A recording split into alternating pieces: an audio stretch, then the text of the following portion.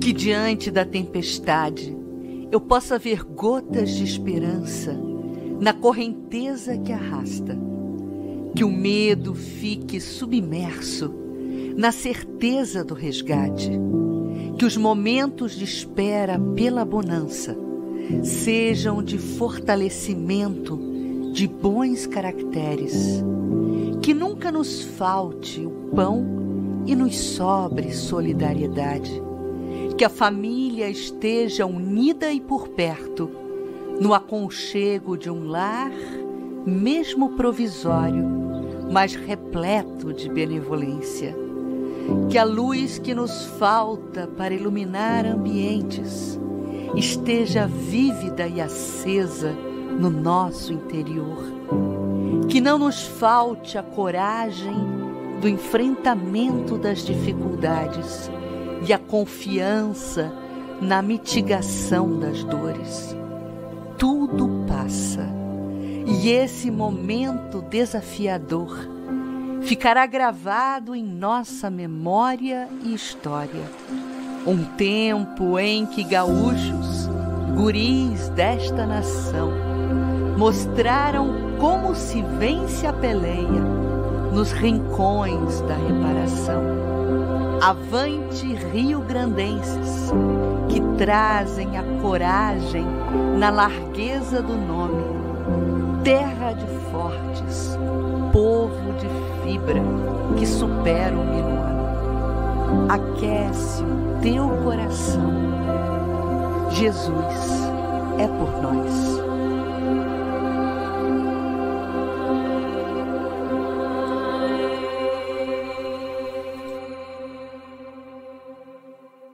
Denise, eu cheguei a fazer uma espécie de resumo, umas anotações do capítulo, e eu queria compartilhar com todos algumas anotações que eu fui tomando para dinamizar o trabalho que a gente tem para fazer. Todos veem o que eu estou vendo? Começando a ver o arquivo, sim. Todos veem, né? Então, Sim. Eu resolvi fazer uma síntese do capítulo, e aqui eu estou trazendo as principais leituras que eu pude ver.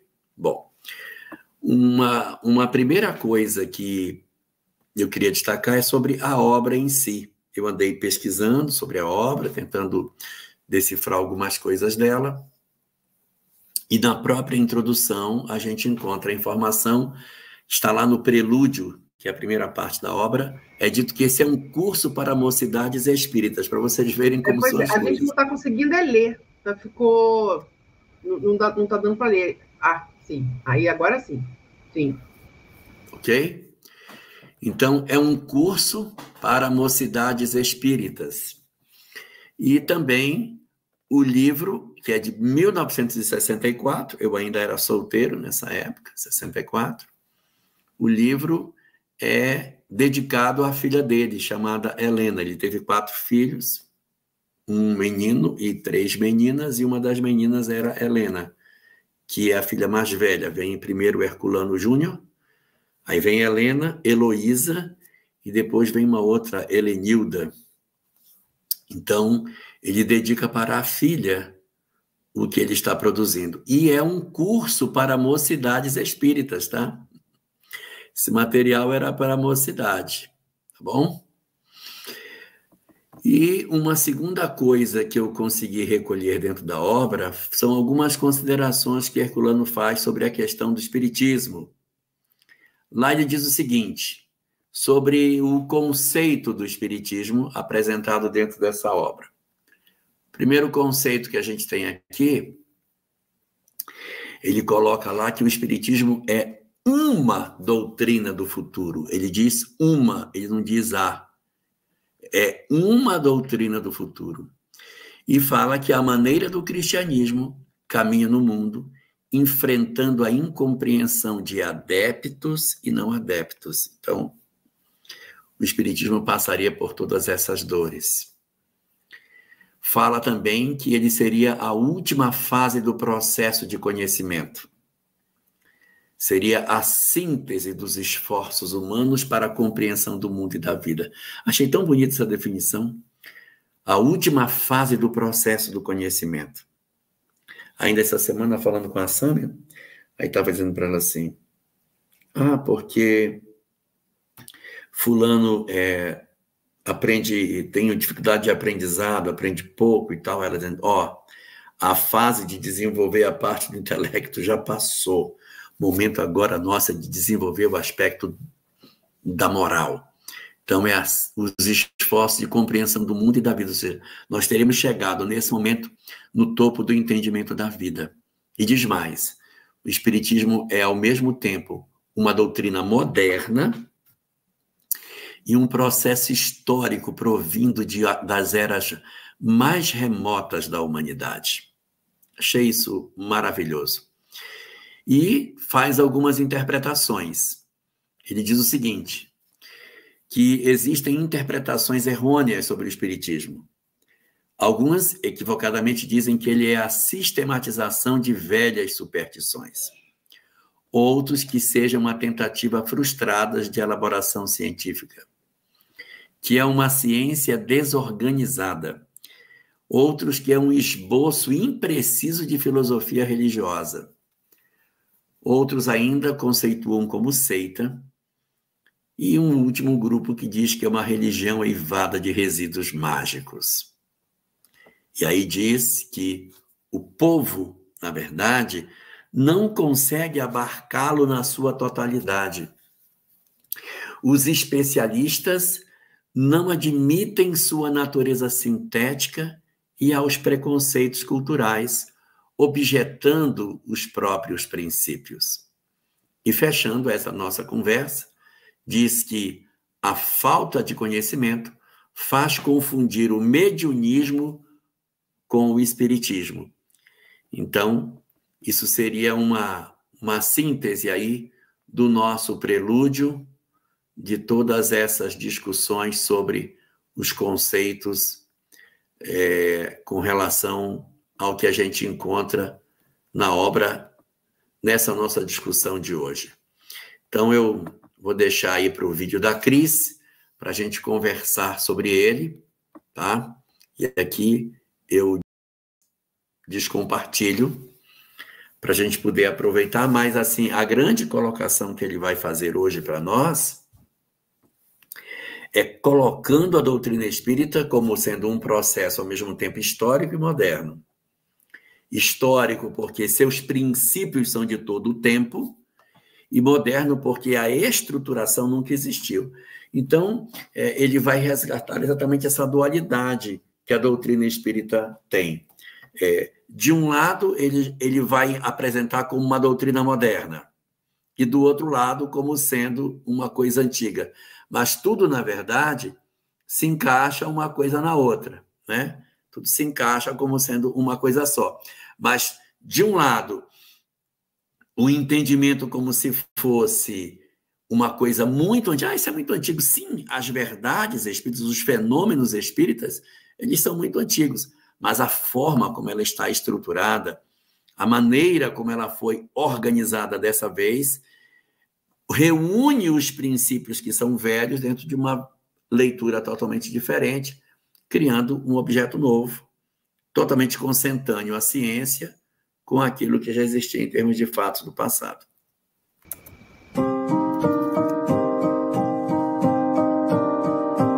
Ainda incompreendido por muitos, o Espiritismo é doutrina de futuro.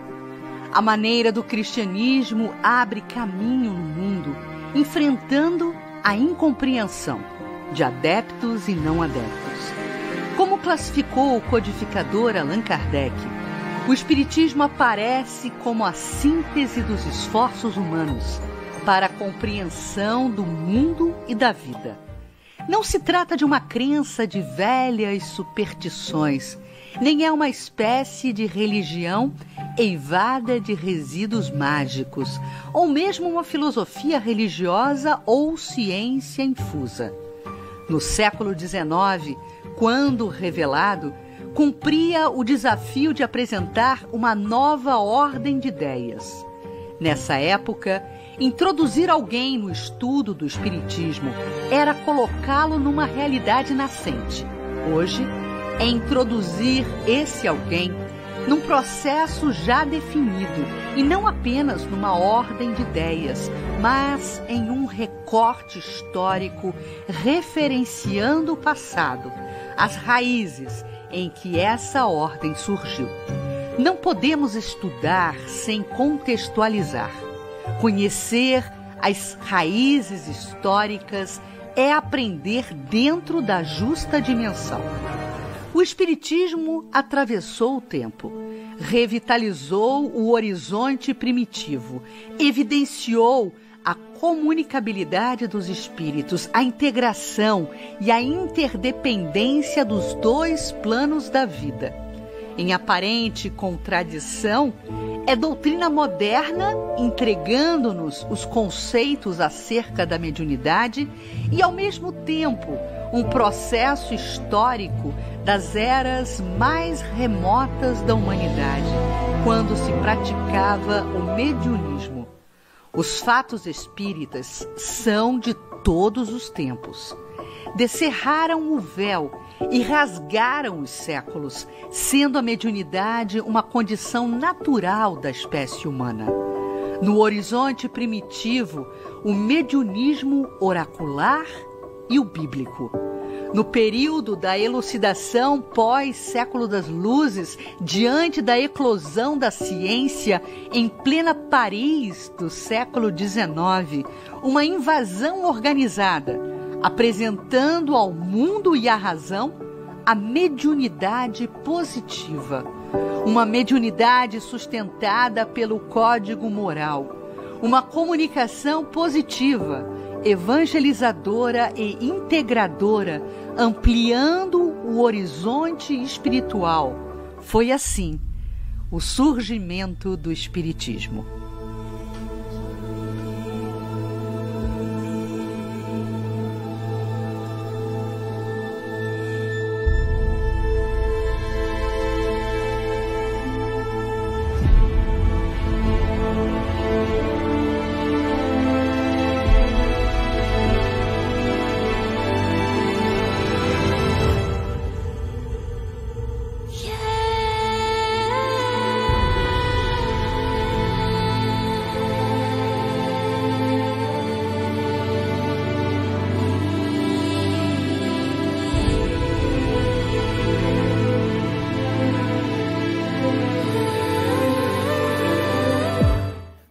Nossa, Cris, que espetáculo!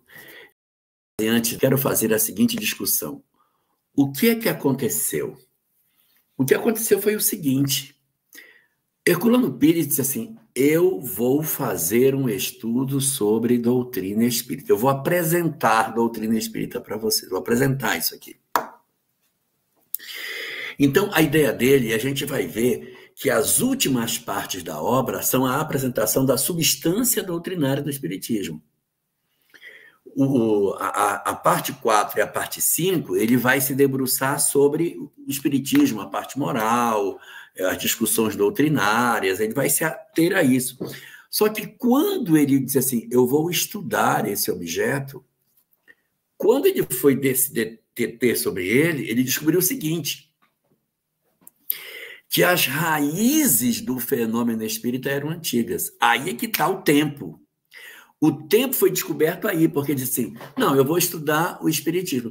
Na hora que ele foi estudar, disse, gente, o fenômeno que dá base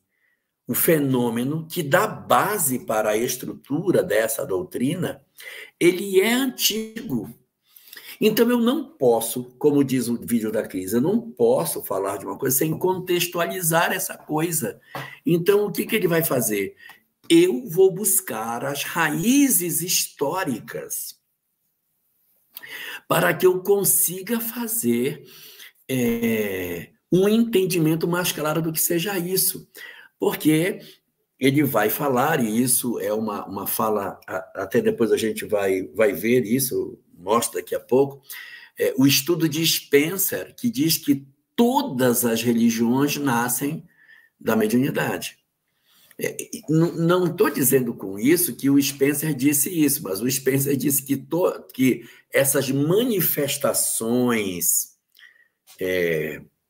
que as pessoas acreditam, porque Spencer não era espírita, essas manifestações de xamãs, de oráculos, do que quer que seja chamado, que nós chamamos de médiuns, é a mãe de todas as religiões, ou seja, a mediunidade é a mãe de todas as religiões. Então, na hora que ele vai dizer assim, eu vou estudar esse fenômeno, quando ele abre para ver, diz, esta doutrina, ela tem raízes que estão assentadas na lei da natureza, que estão assentadas num fenômeno muito antigo. Então, ele diz, dá um stop. Nós vamos ver essa doutrina, mas primeiro eu quero visitar toda essa ancestralidade na fase mais remota que eu puder, colocar uma lupa sobre esses fenômenos e conseguir retirar de tudo isso essa leitura, Cris, de que, sim, a mediunidade estava presente desde a pré-história. Então, o primeiro capítulo da obra é exatamente a mediunidade num período anterior às civilizações. E aí, essa parte que a Cris buscou é muito importante, de dizer que a primeira expressão de mediunidade que ele vai perceber e que ele vai estudar é uma mediunidade, vamos falar, não tem uma palavra melhor, uma mediunidade desorganizada, ou seja, desestruturada, sem uma codificação, sem um entendimento. Eu só sei da prática dela. Eu sei mediunidade fenômeno. Mediunidade fenômeno. E aí ele vai dar o nome disso de mediunismo. Então, o que temos como rótulo de mediunismo, que é um termo cunhado por Emmanuel? É a manifestação da mediunidade dentro de um cenário onde o que vai acontecer, na verdade, é uma manifestação mediúnica desordenada. Não tem um critério, pode ter rituais, pode. O ritual dali é diferente do ritual de lá. As roupas daqui, diferente de lá. A maneira de como se conecta, os nomes que se dá, diferentes. Tudo dependendo do empirismo que a coisa acontece. Elahá, a mediunidade, desculpe te cortar, mas é só para a gente até pontuar isso. A mediunidade, ela surge com Kardec. A mediunidade compreendida, como Sim. Kardec nos apresenta, associada a um cunho moral, a um cunho de serviço em favor do bem, em serviço da autoiluminação daquele que é medianeiro, daquele que é médium, se colocando essa mediunidade em favor do próximo, essa mediunidade surge no momento da terceira revelação. Né? E não só esse aspecto moral, mas até o aspecto técnico. Isso é possível? E como isso acontece? Por exemplo, quando um espírito desloca um objeto, como que isso acontece? O espírito pega o objeto na mão e carrega de um lado para o outro? Porque é o primeiro pensamento, né? Pega o objeto, carrega na mão, bota para lá. E aí você vai descobrir que não, é movido pela vontade. Às vezes o espírito está do lado da pessoa, movimenta o objeto lá, e ele corre atrás do objeto e abraça, como se fosse a pessoa. E o espírito está do lado. Então, Kardec sistematiza e moraliza a mediunidade. Vai acontecer um fenômeno de organização dessa ideia, de entendimento do que ela é, do que ela não é. Mas isso é possível? É possível isso ou não é possível? Não, mas aí é possível, o mecanismo é esse, o mecanismo é aquele, e, consequentemente, os aspectos morais que essa doutrina possui. Então, o ponto de partida de Herculano é o seguinte: para estudar espiritismo, nós temos que visitar as religiões lá no passado, lá atrás, para que a gente possa entender esse fenômeno. O que tem conexão com a questão 627 de O Livro dos Espíritos. Questão 627 é uma resposta longa, mas o finalzinho dela, o último trecho dela é que interessa para nós agora. em que ele diz que em todas as religiões antigas se encontram informações muito preciosas e que nós ganharíamos muito se nós procurássemos estudar as religiões antigas, porque nelas se encontram grandes verdades. E aí está o movimento de Herculano Pires de ir buscar esses conhecimentos que a gente começa hoje. Ele vai iniciar pela pré-história, navegando por esse período. Mais tarde, ele entra na civilização, visita os povos antigos, Índia, Egito, Grécia. Ele vai passar por essas várias manifestações, só que ele não passa dando o capítulo, o nome do lugar. Ele tem uma maneira engenhosa de dar o nome dos capítulos. Aí você lê e diz, civilização tal. Aí outro nome, civilização tal. O nome das civilizações não está no capítulo, como aparece na obra de Pedro Granja, como aparece na obra de Leon Denis. Vai ser neste momento em que nós estivermos entrando na civilização que aí para. Cadê o Pedro Granja? Traz o Pedro Granja e enriquece. Cadê o Leon Denis? Vem cá, Leon Denis, traz e enriquece esse trabalho, constrói uma visão mais larga dessas civilizações e avança. Aí ele vai sair avançando, andando, vai chegar no período do cristianismo, na história do catolicismo, na história do movimento cristão, e aí você vai ter a companhia de Leon Denis e a companhia de Pedro Granja, e quando for mais à frente, ele entra no espiritismo. Quando ele entrar no espiritismo, a gente pode pensar, agora ele vai sozinho, que o Pedro Granja não vai com ele. Aí é que o Pedro Granja vai mesmo, porque tem as materializações. Nós vamos estudar os vários fenômenos de materialização. A gente vai ver tanta materialização aqui, tantos estudos, e depois os princípios morais. Quando chegar nos princípios morais, o Pedro Granja já não nos acompanha, mas o Leon Denis vai nos acompanhar nesse trajeto final, nesse entendimento. Vai ser um estudo maravilhoso, olha, vai ser muito legal fazer. E o nosso veio central será sempre Herculano, que vai dando o ritmo do trabalho. Elahá, agora, antes da gente partir mesmo para entrar no preâmbulo de hoje, né?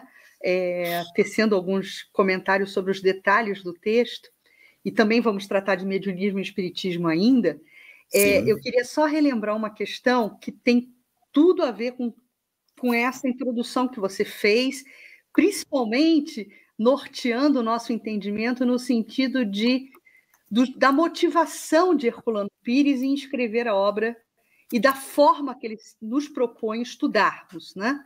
Vamos estudar espiritismo, mas vamos voltar lá nos povos ancestrais, vamos entender todo esse movimento do mediunismo, né? da comunicabilidade dos espíritos, então vamos entender isso melhor.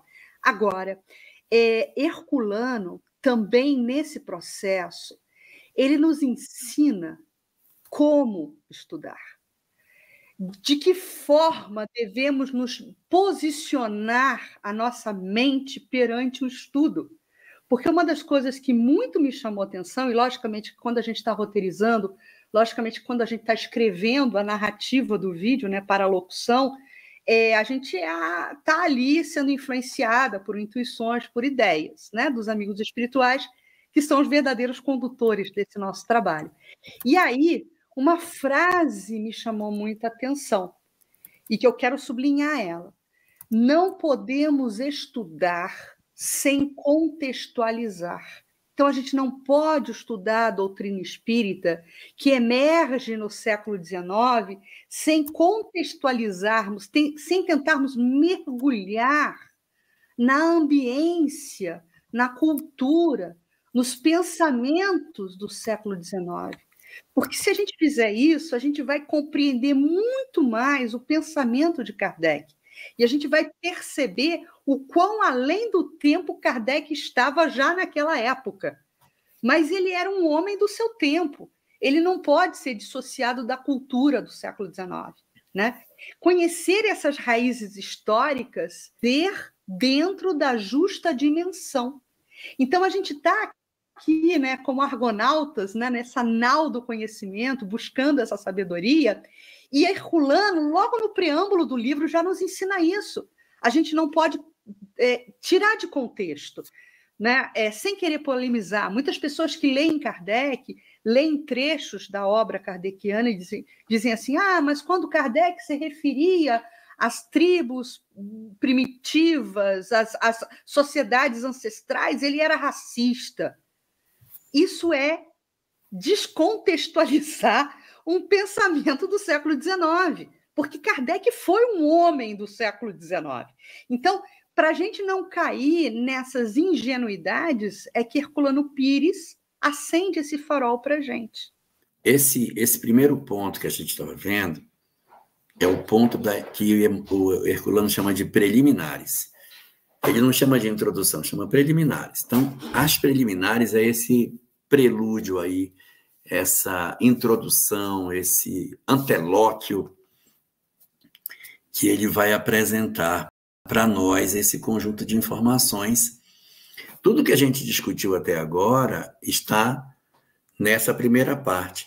Só que no vídeo da Cris, ela faz alguns comentários que já é de dentro do capítulo 1, alguns conceitos que ele apresenta, porque o livro ele tem divisão, subdivisão e subdivisão.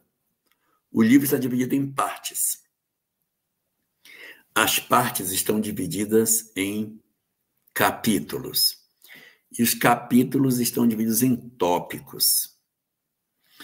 Então, é uma divisão. Então, ele tem a primeira parte, que é a parte que ele chama de pré-histórica, que é tudo o que acontece antes do Espiritismo. Ele chama de pré-história até o século XIX. Tudo é pré-história.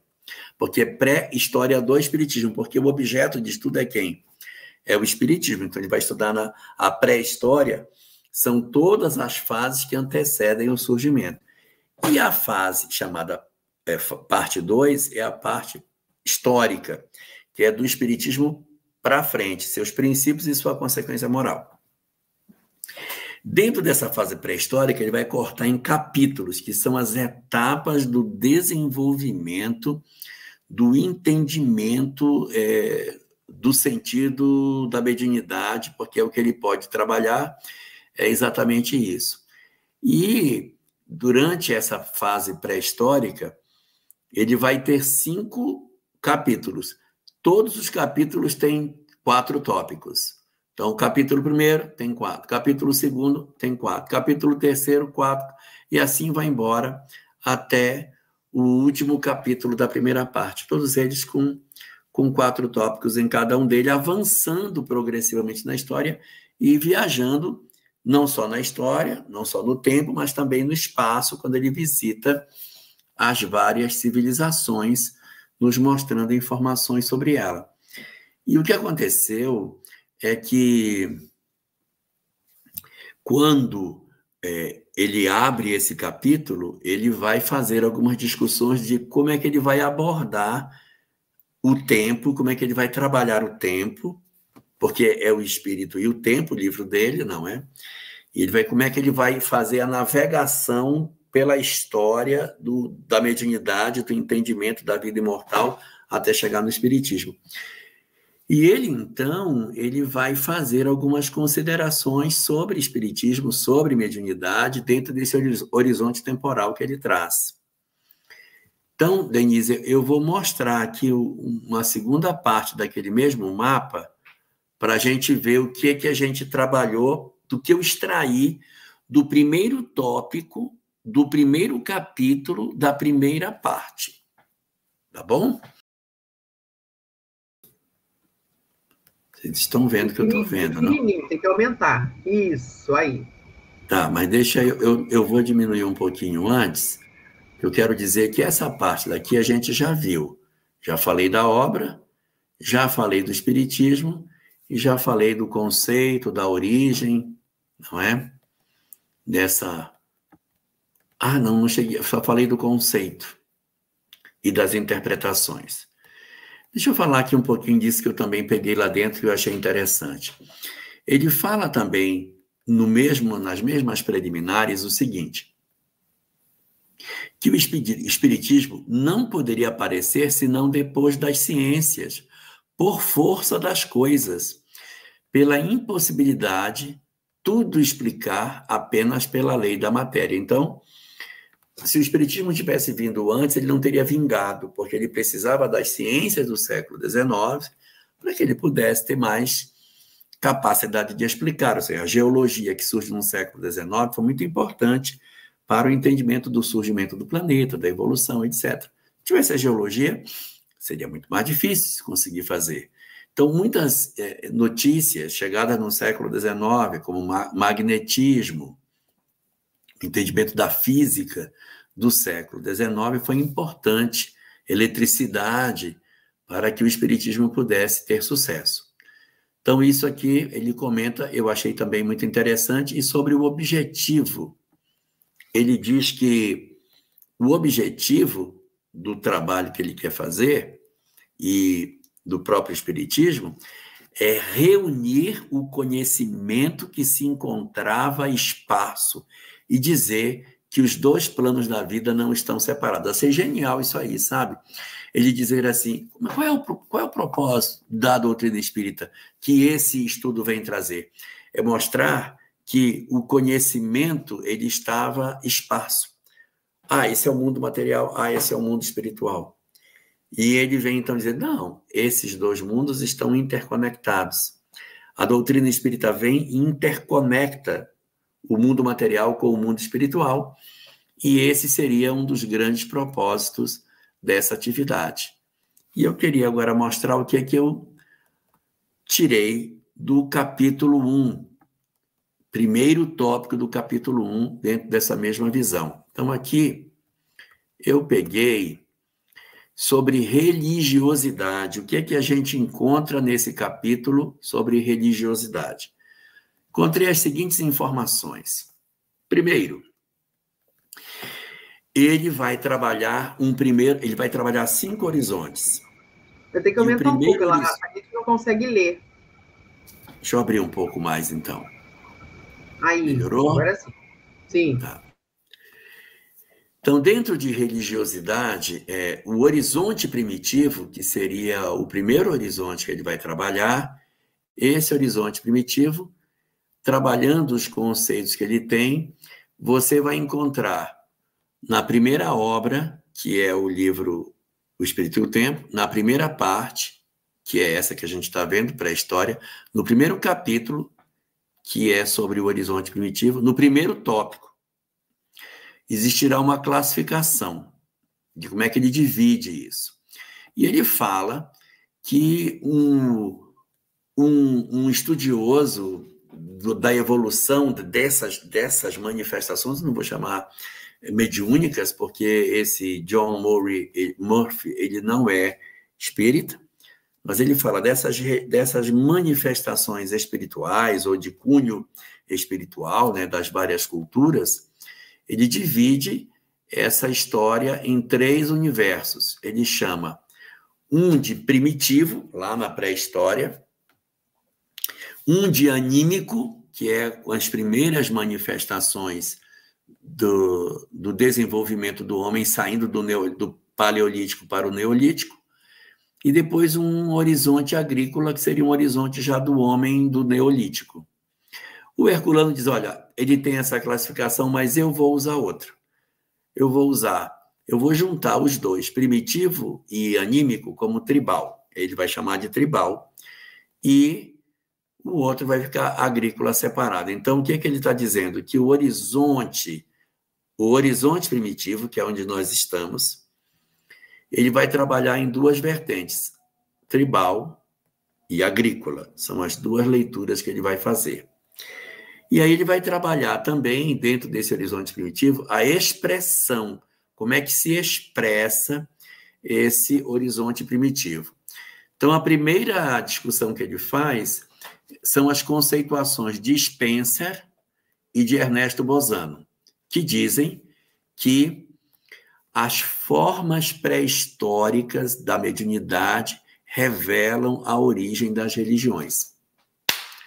Isso não é só o espiritismo que fala, mas Spencer, que não é espírita, Bozano sim, Diz que a origem das religiões são as formas pré-históricas de mediunidade, o mediunismo, ou seja, a mãe das religiões é o fenômeno mediúnico desde os primórdios.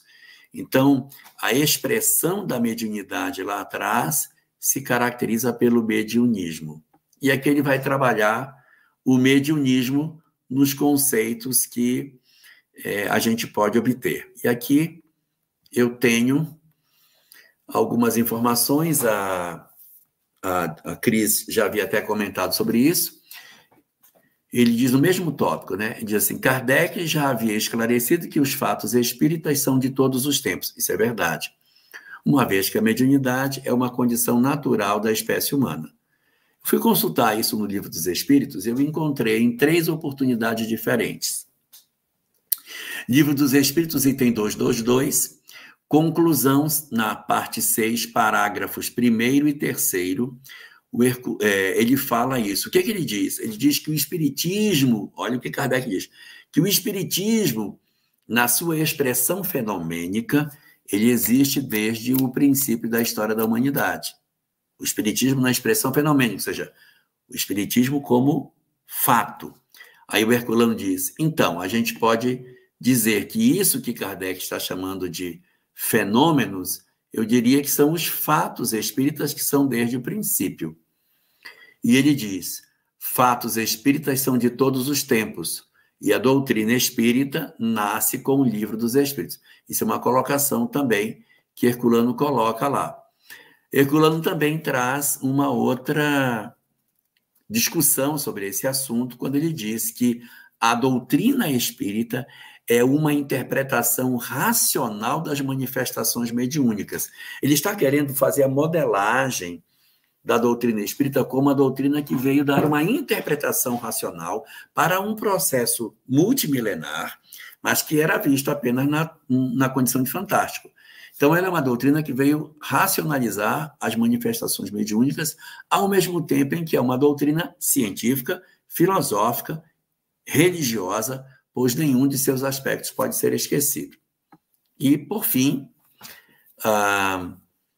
ele coloca que o sincretismo mediúnico, e aí, como sincretismo mediúnico, entenda-se todas as manifestações mediúnicas que não são necessariamente espíritas, mas práticas mediúnicas que misturam conceitos de diversas doutrinas diferentes e tem uma verdade que é uma mescla de vários cultos que se misturam e não há uma codificação específica, é o sincretismo. Então, o sincretismo mediúnico não é espiritismo, tá? Por não ser uma doutrina. Então, práticas mediúnicas que a gente encontra na nossa sociedade brasileira, pelo fato de não serem estruturadas dentro de uma codificação, mas cada um tem a sua maneira de funcionar, seriam fenômenos do sincretismo religioso. E aí, eu fui consultar aonde eu poderia encontrar isso na literatura de Kardec. E eu encontrei no livro que é pouco lido por nós, chamado O Espiritismo na sua expressão mais simples, uma obra de 1862, que Allan Kardec produziu na página 15. É um livro bem fininho, acho que tem 32 páginas, 27, ele é bem fininho. Lá diz assim, Kardec falando, portanto, o Espiritismo é a doutrina fundada sobre a existência, as manifestações e os ensinamentos dos espíritos. Essa doutrina se encontra exposta de maneira integral, a doutrina, integral em O Livro dos Espíritos, para a parte filosófica. Então, onde encontro eu a parte filosófica da doutrina espírita? Segundo o próprio Kardec, em O Livro dos Espíritos. Em O Livro dos Médiuns, para a parte prática e experimental, a parte mais científica, a parte experimental, se encontraria no Livro dos Médiuns e o Evangelho segundo o Espiritismo para a prática moral. Isso está no Espiritismo, em sua expressão mais simples, página 15, palavras do próprio Kardec. Tá bom? Só para a gente ir organizando essas ideias na nossa mente, para que a gente possa produzir efetivamente as nossas leituras sobre todos esses conteúdos, ok? Na nossa nossa próxima live, a gente vai avançar dentro desse primeiro capítulo aí, que é o Horizonte Tribal. E a gente vai começar a discutir, a gente vai avançar na história. Nós pisamos do primeiro ponto, que é o mediunismo e o espiritismo. Na próxima live, a gente vai trabalhar provavelmente outros 2 tópicos. A origem sensória da crença na sobrevivência e a litolatria, da litolatria ao politeísmo mitológico. Aqui, provavelmente, a gente já pode ter algum contato com a Índia. Eu acho que a gente já deve ter aqui algumas coisas, talvez tenha, né? Pela possibilidade aqui desse politeísmo mitológico, ele atravessar pela Índia. Se ele atravessar, a gente já vai trazer o pensamento védico do livro, do capítulo 1, do Afinal Quem Somos, tá? Bom, a gente, conversando com a Cris, a nossa ideia é trabalhar 2 tópicos por reunião. Então, a gente fez os preliminares e o 1, na próxima a gente vai fazer o 2 e o 3, tá? Então, vocês trabalhem essas informações, o 2 e o 3. E leiam o capítulo 1 do Afinal Quem Somos, porque se encaixar, a gente vai colocar. Se encaixar. Vamos ver se encaixa. Capítulos tópico 2 e tópico 3 do capítulo 1, da primeira parte. Intitulados. Continuar no capítulo 1. Intitulados Origem Sensória da Crença na Sobrevivência, e o 3, que é da litolatria ao politeísmo mitológico. Tá? E já também já dá aquela lida no capítulo 1 do Afinal Quem Somos, Quem né? somos. Isso. Dever de casa, exatamente. Os Vedas. Os Vedas. Esse é o nosso dever de casa. Não pulem a introdução de Monteiro Lobato, pelo amor de Deus. Não pulem. Aliás, não pulem a introdução nunca nenhuma, de livro nenhum. Mas a gente vai ter que fazer uma parada para ver a introdução dele, então, né? Claro. Não, tem que. Então, não estudem os Vedas. Não estudem Vedas, isso. Não estudem a introdução. Monteiro Lobato. Monteiro Lobato. Pronto, aí vamos trazer isso para cá. Isso. E a Sônia está querendo dizer, cheguei agora pela primeira vez, o livro é Afinal Quem Somos? São 2 livros. O livro mestre é o Espírito e o Tempo. O Afinal Quem Somos vai trançando nele.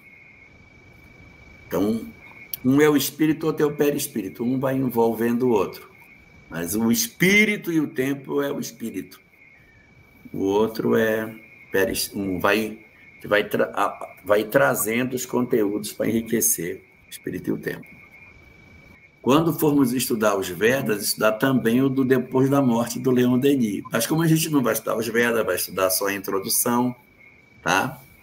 Então a gente não vê a Índia do Leon Denis ainda.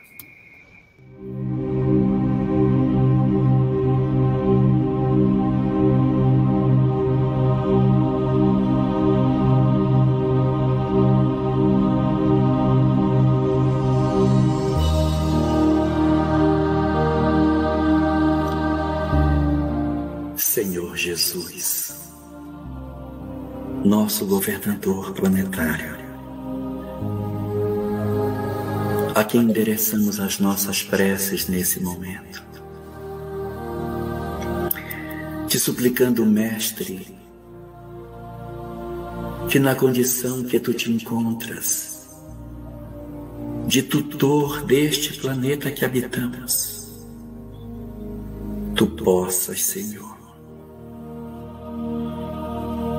movimentar as tuas equipes socorristas espirituais para atender os nossos irmãos que nesse momento silencioso da noite estão na escuridão, aguardando pelo socorro que ainda não chegou. Conforta o coração de todos eles, Senhor, que neste momento soluçam as suas perdas materiais, as suas perdas das suas casas, dos seus bens, dos seus empregos. Conforta-lhes o coração. Leva numa onda de esperança luzes ao coração de todos eles que soluçam nessa hora, a fim de que percebam que não se encontram sozinhos. Mobiliza, Senhor, as entidades espirituais socorristas para que lhes confortem os corações em choque diante das experiências vividas de maneira tão rápida. Que o teu amor, debruçado por todas essas almas, alcance de igual forma aqueles outros que, além das perdas materiais, estão experimentando a amarga experiência do luto, no desaparecimento e desencarnação de seus entes queridos, nas mães que nesse momento, apunhaladas de dor, não estão conseguindo dormir pela ausência dos seus anjos, que elas não sabem onde se encontram. Assiste a todos esses, Senhor, que gemem de dor pela partida dos seus entes queridos de forma tão trágica. Dize-lhes em seus ouvidos da esperança, da imortalidade, da compreensão da continuidade da vida, para que num sopro de fé esses espíritos tenham força de não se desesperarem, de não se desequilibrarem diante da amarga prova que atravessam. Que os teus espíritos, extremamente dedicados ao socorro das almas, dos espíritos desencarnados, possam recolher em seus braços aqueles que desencarnam, possam acolher aqueles que não sabem que desencarnaram, os que se encontram alienados, os enlouquecidos, os angustiados, os desesperados por haverem partido e deixado suas famílias. Que o mundo espiritual possa realizar, Senhor, com as nossas energias, o socorro necessário para todas as entidades que nessa hora vivem a inconformação do golpe da desencarnação. Atende, Senhor, também as equipes socorristas, os médicos, os voluntários, os integrantes da Defesa Civil, os militares de toda a ordem,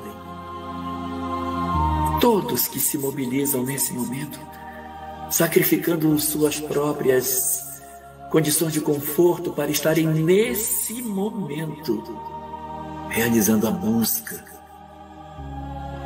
tentando ouvir os gritos das pessoas dentro da noite, para poder recolhê-las para um local onde elas possam se abrigar.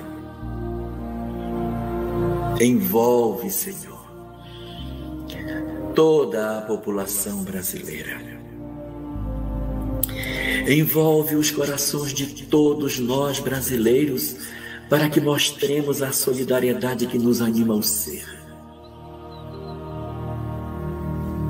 Faze com que sejamos sensíveis às articulações que precisamos realizar para socorrer a todos esses. Mobiliza-nos, Senhor, a alma.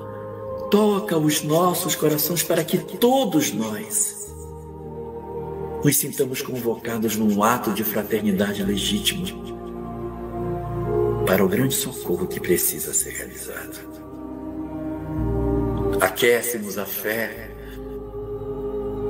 revigora os nossos ânimos para que não percamos a lucidez e para que a compreensão mais exata da tua justiça e da tua lei estejam presentes nas nossas vidas, dilatando nos nossos corações a compreensão plena de que tu, Senhor, a tua presença se manifesta sobre todas as coisas, que nós somos todos teus filhos e que experiências como esta já aconteceram tantas outras vezes na humanidade e nós sobrevivemos a todas elas, e por isso te rogamos que tu nos ajudes para que as nossas almas se sintam efetivamente fortalecidas na certeza de que a vida continua. Os nossos corações, Senhor, voltados para a tua luz, se curvam diante da tua misericórdia infinita. E te pedimos assim: ó Jesus, tem misericórdia de todos nós. Tem misericórdia da nossa fragilidade, da nossa pequenez e da imensa carência que nós temos de cuidados, de socorro, para que nós consigamos sim exercer o nosso papel como seres humanos no mundo em que vivemos. Que as tuas bênçãos estejam conosco, Senhor, e que o teu amor permaneça aceso dentro das nossas almas.